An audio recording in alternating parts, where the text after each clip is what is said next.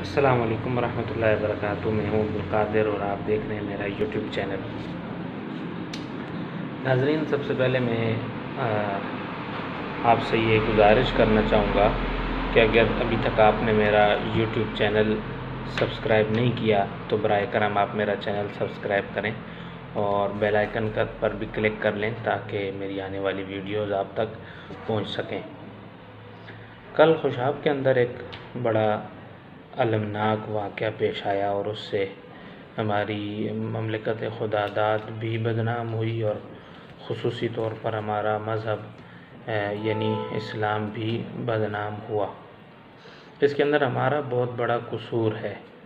ایک قصور ہماری ریاستوں کا ہے اور ایک قصور ہمارے منبر اور محراب کا ہے۔ ریاستوں کا قصور یہ ہے کہ انہوں نے قوانین پر عمل درآمد نہیں کروایا، اور اس سے پہلے جو حقیقی طور پر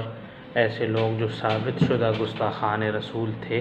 جنہوں نے نبی کریم صلی اللہ علیہ وسلم کی شان اقدس میں گستاخیاں کی، ان کو چھوڑ دیا گیا۔ تو یہ یقیناً ایک ایسی وہ تھی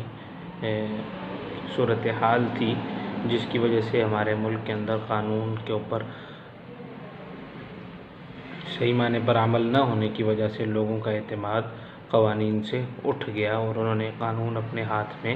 لینا شروع کر دیا۔ اور دوسرے نمبر پر جو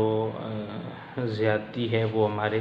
منبر اور محراب کی طرف سے، منبر اور محراب کے جو وارثین ہیں ان کی طرف سے بہت بڑی زیادتی ہے کہ گستاخ رسول کی سزا بتانے کے بعد یہ بات بھی واضح کر دینی چاہیے کہ اس کی سزا صرف اور صرف ریاست کو حق ہے کہ وہ اس کی سزا کا تعین کرے اور فی الفور ایسے آدمی کو سزا دے، اور اگر ایسا نہیں ہوگا تو پھر اس کا نقصان کیا ہوگا وہ گزشتہ واقعات بھی آپ دیکھتے رہے۔ اور کل جو واقعہ پیش آیا کیا کہ ایک گارڈ، جو ویڈیو میں نے دیکھی CCTV فوٹیج جو سامنے آئی کہ ایک گارڈ بیٹھا ہوا ہے اور اس کے سامنے مینیجر بھی بیٹھا ہوا ہے، اور وہ تھوڑی دیر ایک کرسی سے اٹھ کر کے دوسری کرسی پر جا کر جہاں پر اس کی گن رکھی ہوئی تھی وہاں بیٹھتا ہے، اور اس کے بیٹھے ہوئے پھر دوسرا گارڈ ایک اور آتا ہے اور وہ آ کر مینیجر صاحب سے سلام دعا اور مصافحہ کرتا ہے،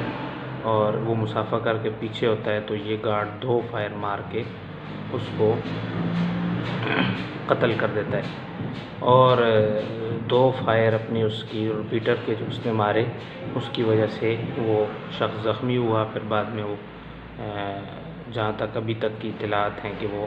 انتقال کر گیا۔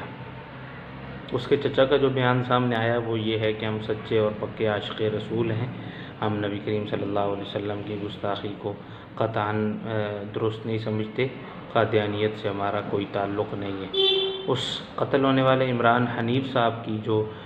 فیس بک ID کو میں نے وزٹ کیا تو مجھے اس سے بھی پتہ چلا کہ ان کی فیس بک ID پر بھی بہت ساری ہماری اچھی پوسٹس، مولانا طارق جمیل صاحب اور دیگر علماء اکرام کے بیانات، نعتیں اور یہ چیزیں اس کے پیج پر شیئر ہیں۔ اور چند دن پہلے جو DP فرانس بائیکاٹ کے حوالے سے آئی لو محمد کی جو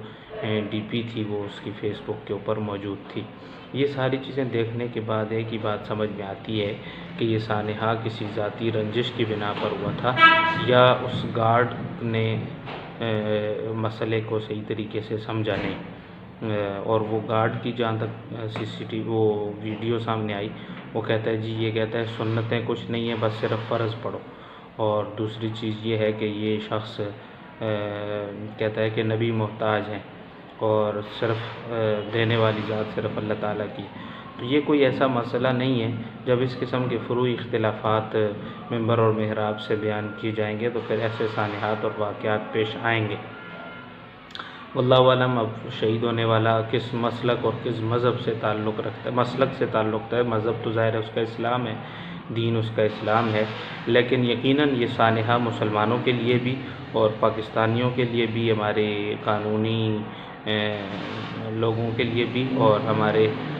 مذہبی لوگوں کے لیے بھی ایک لمحہ فکریہ ہے کہ ایک ایسا شخص جو نبی کریم صلی اللہ علیہ وسلم کا عاشق ہے جس نے اپنی فیس بک پروفائل کے اوپر آئی لو محمد لکھا ہوا ہے اور فرانس کی بائیکاٹ کا نشان لگایا ہوا ہے، اس نے نبی کریم صلی اللہ علیہ وسلم کی شان کے اندر احادیث اور نعتیں شیئر کی ہوئی ہیں، ایسے آدمی کو گستاخی کا الزام لگا کر جو قتل کر دیا گیا ہے، یقیناً اس کے لیے ہمیں قوانین کی بر وقت عمل درآمد کی ضرورت ہے اور ایسا ماحول بنانے کی ضرورت ہے تاکہ لوگوں کے درمیان یہ غلط فہمیاں جنم نہ لیں اور آئندہ کوئی بھی آدمی گستاخ بنا کر نہ قتل کیا جائے۔ عدالت کو چاہیے کہ جو گستاخ ہے، جس کی ثابت شدہ گستاخی ہے، اس کو بر وقت سزا دی جائے تاکہ کوئی بھی آدمی قانون کو ہاتھ میں نہ لے۔ یقیناً یہ ہمارے لیے بہت بڑا المیہ ہے۔ اللہ رب العزت ہم سب کی اس سے حفاظت فرمائے۔